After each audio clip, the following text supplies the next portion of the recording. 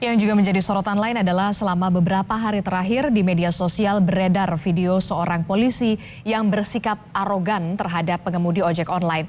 Video diambil dari salah satu ruas jalan di Bogor, Jawa Barat saat polisi menjaga jalur perlintasan rombongan presiden. Kasus ini, saudara, berakhir damai meski sang polisi tetap dikenai sanksi.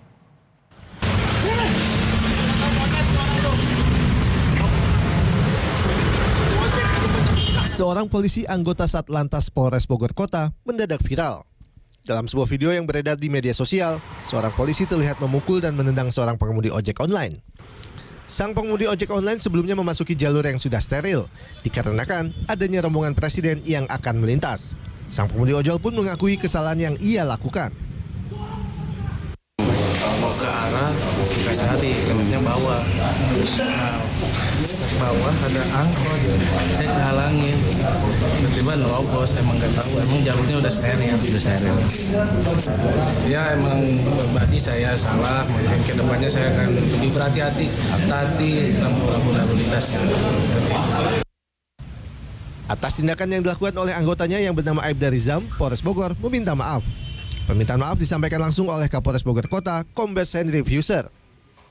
Kapolres meminta agar kasus tidak diperpanjang. Meski demikian, sanksi tetap diberikan dengan memindahkannya ke bagian staf. Pengemudi ojol ini sudah diberhentikan, tapi tetap motor untuk masuk. Sampai beberapa petugas menghadang, akhirnya bisa dihentikan. Mungkin karena anggota merasa kesal, ya terjadilah tindakan emosi seperti tadi yang dilihat di video itu.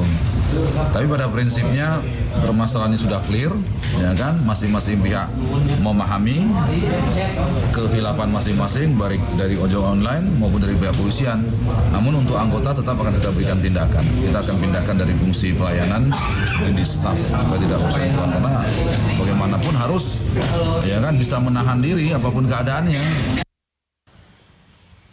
Sesuai peraturan yang berlaku, polisi berhak mengatur dan memberhentikan arus lalu lintas untuk keperluan tertentu. Jika terjadi pelanggaran lalu lintas, maka wajib ditindak tegas, tetapi bukan dengan menggunakan cara kekerasan. Wulan Sabtu Hadi, Kompas TV Bogor, Jawa Barat.